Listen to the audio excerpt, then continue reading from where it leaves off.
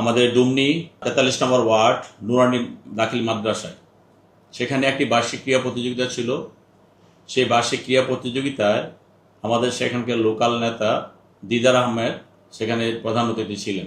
যে কোনোভাবেই হোক সেই প্রধান অতিথি তার কার্যক্রম পরিচালনা করা অবস্থায় আমাদের ঢাকা 18 আসনের এনসিপির প্রার্থী সেখানে গিয়েছেন এবং সেখানে কিছু অনাকাঙ্ক্ষিত ঘটনা ঘটেছে।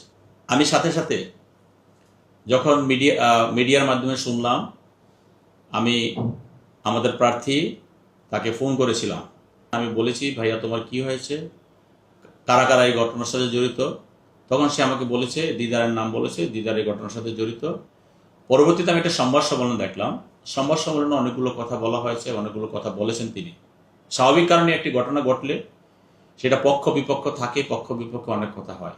আমি সবচেয়ে গুরুত্ব দিচ্ছি সেই জায়গাটাকে, যে একটি বড় দল এখানে অনেকগুলো ঘটনায় ঘটতে পারে, এনসিপির পক্ষ থেকে ঘটতে পারে, আমাদের পক্ষ থেকে ঘটতে পারে, কিন্তু আমরা কোনোভাবেই সেটা প্রত্যাশা করি না, আমরা সেটা আশা করি না। এবং সবচেয়ে বড় ব্যাপার হলো, যেহেতু এনসিপির একজন প্রার্থী সেখানে উপস্থিত ছিলেন, সেই জন্য তাকে সম্মান দেখিয়ে আমি তাকে শোকজ করেছি। আজকে আমি শোকজের জবাব পেয়েছি। সব জবাবে আমি দেখেছি তিনি বলেছেন যে এই ঘটনার সাথে তিনি জড়িত না।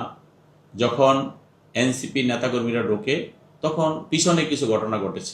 আমাদের দুটো ছেলে সেখানে আহত হয়েছে, এখন একটা হসপিটাল আছে। আমি তারপরে বলছি যে যেহেতু দিদার একজন প্রার্থীর সামনে হোক ন্যায় হোক অন্যায় সে প্রতিবাদ করেছে এবং এরকম একটা অনাকাঙ্ক্ষিত ঘটনা দুই পক্ষের মাঝে ঘটেছে, সেই জন্য আমরা আজকে দিদারকে তার পদ সহ প্রাথমিক সদস্যপদ সহ তাকে আমরা বহিষ্কার করেছি। তা আমি আশা করব যে আগামীতে আমাদের দল এবং এনসিপি সহ আমরা যারা ক্রিয়াশীল রাজনৈতিক দল আছি, আমরা যাতে কোনোভাবেই নির্বাচনী পরিবেশটাকে নষ্ট হতে না দিই এবং আমরা যাতে অতিরঞ্জিত কোনো কথা না বলি। এখানে প্রতিটা ঘটনার ইন্টেন্সিটি কতটুকু সেটা আমার দেখতে হবে। আমরা এখন ডিজিটাল যুগে আছি। এই ডিজিটাল যুগে কোনো ঘটনা ঘটলে ন্যায় অন্যায় বিচার না করে আমরা সেটা ব্যাপকভাবে প্রচার করি। আমরা সকলের দৃষ্টি আকর্ষণ করে বলছি যে কোনো ঘটনা ঘটুক, আপনারা একটু বাছ বিচার করবেন, আপনারা নিজেরা সময় নেবেন এবং আমার যদি কোনো ঘটনা ঘটে আমাকে সময় দিবেন, আমিও আমার এগেনস্টে যদি কোনো ঘটনা ঘটে তাকে আমি সময় দিব। তাহলে সবার প্রতি জাস্টিস হবে। আমরা কিন্তু সবাই ন্যায় বিচার চাই।